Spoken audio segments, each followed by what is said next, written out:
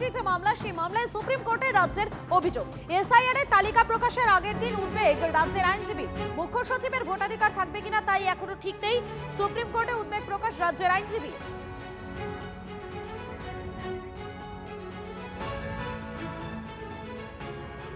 মুখ্যমন্ত্রী মামলায় সুপ্রিম কোর্টে রাজ্যের অভিযোগ। এসআইআর এর তালিকা প্রকাশের আগের দিন উদ্বেগ রাজ্যের আইনজীবীর।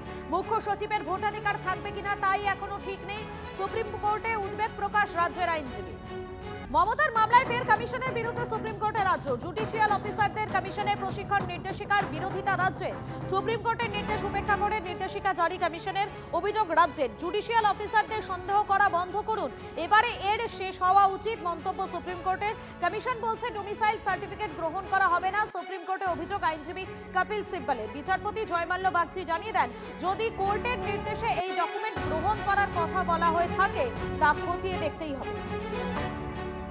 ওরালি সুপ্রিম কোর্ট যেটা বললো, সুপ্রিম কোর্ট ওরালি বললো যে অ্যাডজুডিকেট মানে জুডিশিয়াল অফিসাররা আমাদের ইনস্ট্রাকশন অনুযায়ী চলবে।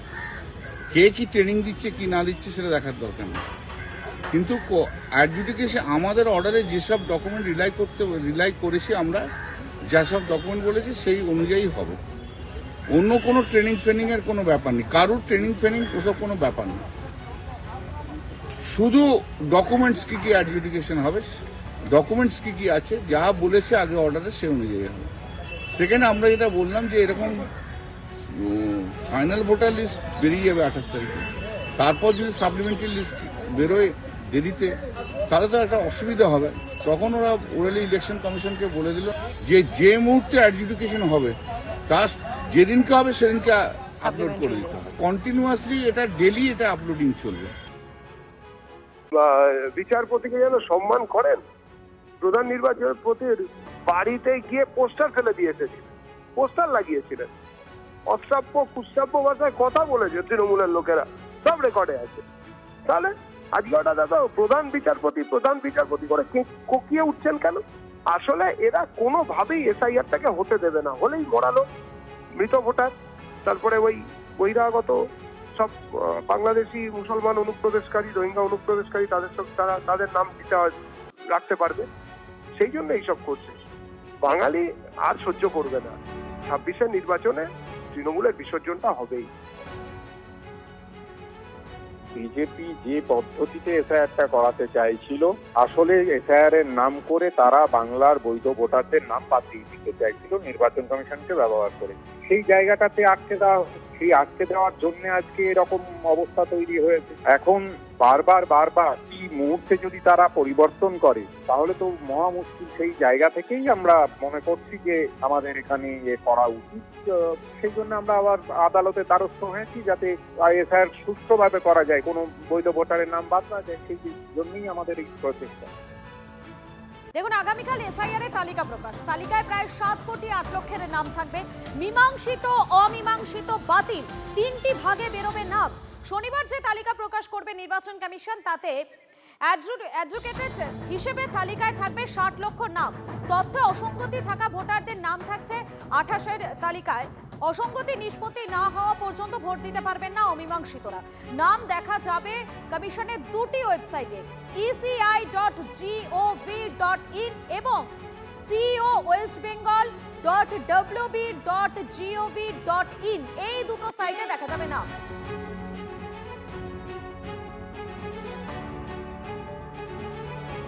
7.08 বেরোবে, যে কোনো তালিকা আছে অ্যাপ্রুভডই থাকে ওখানে, ঠিক আছে। যেমন খসড়া তালিকা ছিল সব অ্যাপ্রুভ ছিল।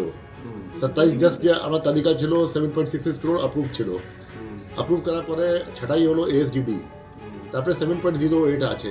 7.08 মধ্যে যে ডিলিট হয়েছে ডিলিটেড লেখা হবে, এডুকেশন হবে, আন্ডার এডুকেশন লেখা হবে। সেই সংখ্যাটা 60 লক্ষ কত স্যার এক্স্যাক্ট? সেটা সংখ্যা যেটা আমার মনে হচ্ছে 60,06,675 আছে। জাস্টিস বলবেন কি এটা যেটা আছে এলিজিবল আছে, যে এলিজিবিলিটি হয়ে যাবে আপনার লাস্ট ডে অফ নমিনেশন আগে, ওরাই এলিজিবল থাকবে। আর যে এক্সিস্টিং লিস্ট থেকে এলিজিবল আছে ওটা এলিজিবল থাকবে। আচ্ছা, এবারে আপনাদের মনে হতে পারে যে এই অফলাইনে কোথায় তালিকা দেখতে পাবেন আপনারা, এটাই তো সবথেকে বড় বিষয়। কেননা আগামীকাল তালিকা প্রকাশের পর অনলাইনে কিভাবে দেখবেন লিস্ট?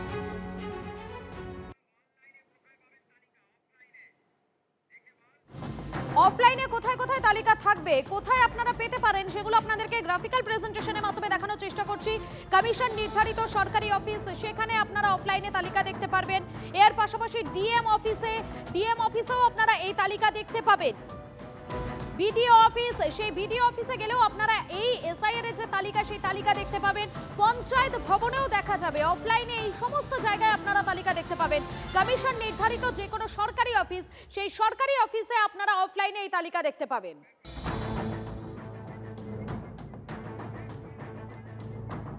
আগামীকাল তালিকা প্রকাশের পর অনলাইনে কিভাবে দেখবেন লিস্ট, এপিক নাম্বার না থাকলে কিভাবে খুঁজবেন নাম, সেটাও কিন্তু আপনাদেরকে জানাচ্ছি। এপিক নাম্বার দিয়ে সার্চ করুন এবং আপনাদেরকে জানাবো যে তালিকা কিভাবে দেখবেন। আপনারা ফোন নাম্বার দিয়েও আপনারা সার্চ করতে পারবেন, যে ফোন নাম্বার লিংক রয়েছে। মা বাবার নাম দিয়েও আপনারা এটা সার্চ করে দেখতে পারেন যে আপনাদের নাম রয়েছে তালিকায় কি নেই। এর পাশাপাশি আর কিভাবে দেখা যাবে, তালিকা কিভাবে দেখতে পাবেন আপনারা, সে সমস্ত বিস্তারিত আপনাদেরকে এই গ্রাফিক্যাল প্রেজেন্টেশনের মাধ্যমে দেখাচ্ছি। এমনকি ইলেকট্রাল রোল, সেটাও কিন্তু আপনারা ডাউনলোড করতে পারবেন। সেই ডাউনলোড করার পরেও আপনারা খুঁজে পেতে পারেন সেখানে নাম। নিজের পোলিং বুথে সেখানে নাম খুঁজতে হবে আপনাদের। আপনাদের যেটা নিজস্ব পোলিং বুথ রয়েছে সেখানে গিয়েও আপনারা নাম খুঁজতে পারেন। যেমনটা আপনাদের বলছিলাম, বাবা এবং মায়ের নাম দিয়েও সার্চ করতে পারেন আপনারা নিজেদের নামটা তালিকায় রয়েছে কি নেই। তালিকায় যদি নাম না থাকে, যেটা এই মুহূর্তে প্রত্যেকটা রাজ্যবাসীকে ভাবাচ্ছে, সেই তালিকায় নাম না থাকলে কি করবেন আপনারা জেনে নিন গ্রাফিক্যাল প্রেজেন্টেশনের মাধ্যমে। আরো একবার দেখিয়ে দিই আপনাদেরকে, তালিকায় নাম না থাকলে আপনারা কি করবেন। 15 দিনের মধ্যে ডিওর কাছে আবেদন আপনারা করতে পারেন। সময়সীমা 15 দিন এবং সমাধান না হলে সিইওর কাছে আপনারা আবেদন করতে পারবেন। সময়সীমাটা কিন্তু 15 দিন আপনাদের জানিয়ে রাখি। voters.eci.gov.in এ বা বিএলওদের মাধ্যমে আপনারা আবেদনটা করতে পারবেন। যাদের নাম তালিকায় নেই তাদের জন্য এই বিষয়গুলো আপনাদের স্পষ্ট করে দিচ্ছি। সিইও আবেদন খারিজ করলে ফর্ম 6, সেই ফর্ম 6 এ আপনি আবেদন করতে পারবেন। নতুন করে ভোটার হিসেবে নাম তুলতে ফর্ম 6 এ আপনারা আবেদন করতে পারবেন এবং এর পাশাপাশি মনোনয়ন জমার শেষ 10 দিনের আগে ফর্ম 6 জমা দিতে হবে।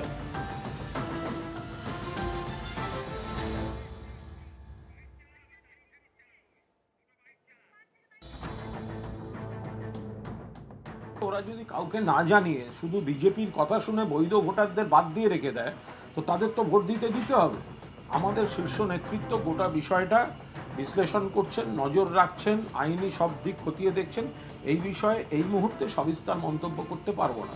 বিজেপি যেটা চাইছে নির্বাচন কমিশনকে দিয়ে, যে আগে কিছু বৈধ ভোটারকে আগে কেটে উড়িয়ে দিতে লিস্ট থেকে, এবং তারপর তারা তো ভোটের আগে তো তাদের নামটা আবার তুলতে হবে।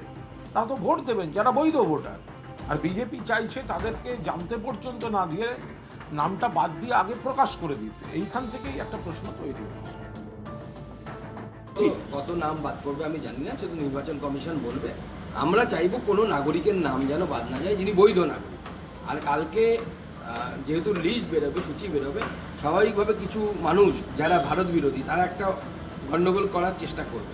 প্রশাসনকে এবং ইলেকশন কমিশনকে তার উপযুক্ত ব্যবস্থা নিতে বলবে।